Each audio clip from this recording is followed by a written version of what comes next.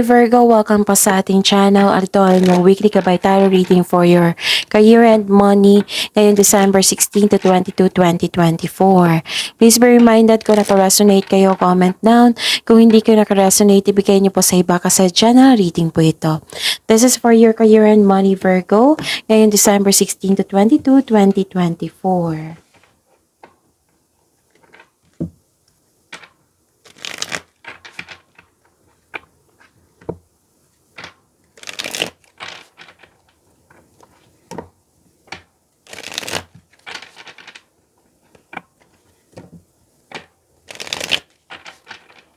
Para po ito sa inyong career and money Virgo ngayong December 16 to 22, 2024.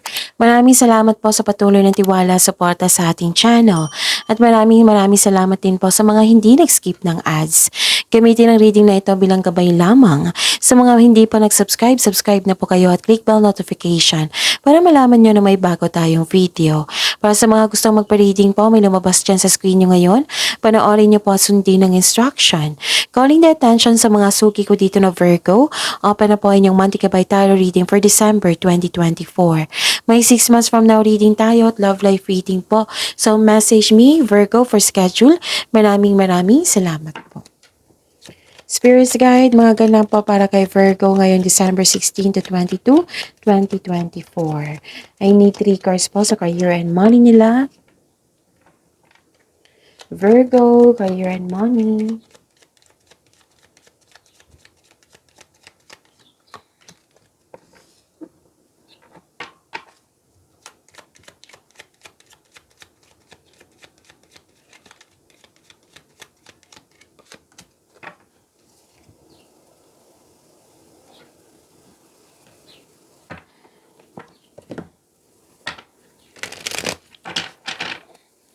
Spirits Guide, mga mensahe po para kay Virgo sa career and money nila. I need 2 cards po. Ngayon, December 16 to 22, 2024.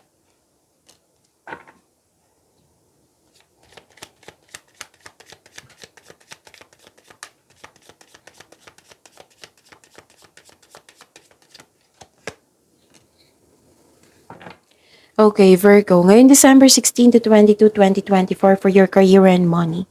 Stop overthinking kasi hindi yan nakabuti sa inyo. Tapos, may dumating na malaking pera. Oo, pwedeng parating or dumating na ito na pwedeng pinadaan sa cheque or cash. Okay? Pwedeng news or information na dumating, tapos nalaman mo yung totoong intensyon ng isang tao. Wow! Prosperity yan dito po. Prosperity, may malaking pera na dumating or dalawang card na nagsabi niyan ha. Malaking pera na dumating at saka pwedeng parating. Okay? Prosperity, maraming transaction, cash flow. Basta may ginagawa kayo ngayon na may makapagbigay sa iyo ng malaking pera. Okay, so independence, manage money yourself. Independence guarantees security, so don't depend on others. And transformation, change is a natural order of things. Don't be afraid of the unknown. Huwag po daw kayo matakot sa paglabas sa inyong comfort zone sa pagbabago po. Spirits Guide, ano po yung energy ni Virgo? And the clarification of this card po, energy ni Virgo sa career and money ngayong December 16 to 22, 2024. So Virgo, napanood nyo na ba yung upload kahapon December 16, 2024 regarding po sa yung 2025 tarot reading? Andyan po yung, ang reading po is all about career, money, and love life. So, panoorin nyo po, hanapin nyo po sa channel natin. Kung may narinig kayo or may nakita kayong repeating message, meaning to say, pinupush ng cards nyo yan, kasi ang ilan sa inyo hindi pa binigyan ng atensyon, na kung maaari din po, bigyan nyo po ng solusyon at aksyon. Remember, Virgo, at the end of the day, alam mo na ikaw lang ang taong may kakayahan at responsable na gumawa ng sarili mong katotohanan at kinabukasan. Okay. So, ano yung energy mo, Virgo? May nakita ko ditong disconnection sa isang tao. Na naalala mo. Na or hindi maganda ang treatment, ganun. Or hindi talaga okay, ganun. So, pwede din may delay sa travel. Pero makakahanap ka ng paraan para hindi kayo mainip. Okay? Mhm. At nakita ko rin dito na nagkaroon po ng fast action, passion, mabilis na umunlad ang inyong negosyo, trabaho. Ang pagsunod sa inyong intuition sa negosyo or sa trabaho man ay humahantong sa pagtaas ng kita or magdadala sa iyo patungo sa tagumpay. Ilan sa inyo ay darating na yung bagong proyekto na magbibigay sa iyo ng excitement na magpapasigla sa iyo. Spirit's Guide, possible blessings po na ma-receive ni Virgo ngayong December 16 to 22, 2024.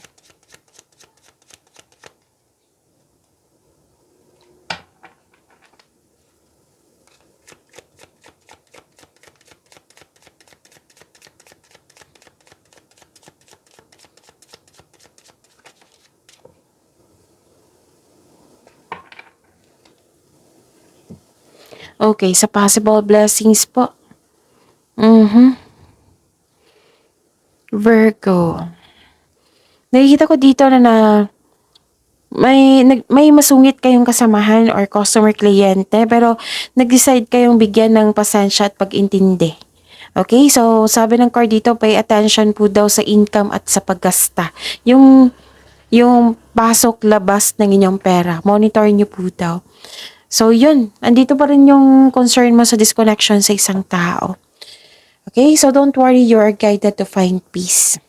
Ma-overcome mo rin yung obstacles or challenge na nakikita ko dito. Magiging confident din kayo. Basta wag lang kayong sumuko. Wag niyong hayaan na manaig yung weakness niyo. The advices: have faith in the universe. Face your fears with self-confidence and courage. So, you have confidence and persistence in your career. You're eager to achieve a successful outcome sa work or business mo. Ang advice kasi, wag kayong mag-give up. Wag niyong, don't doubt your strength. Okay? Spirit's Guide, challenges na ma-overcome ni Virgo sa career and money nila.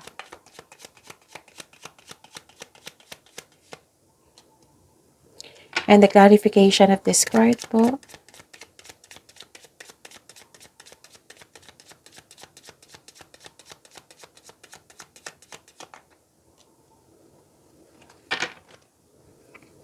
Okay. Maraming salamat po sa patuloy na tiwala, suporta sa ating channel. At maraming salamat din po sa mga hindi nag-skip ng ads. So, yun. May concern kayo sa greedy na tao. Okay.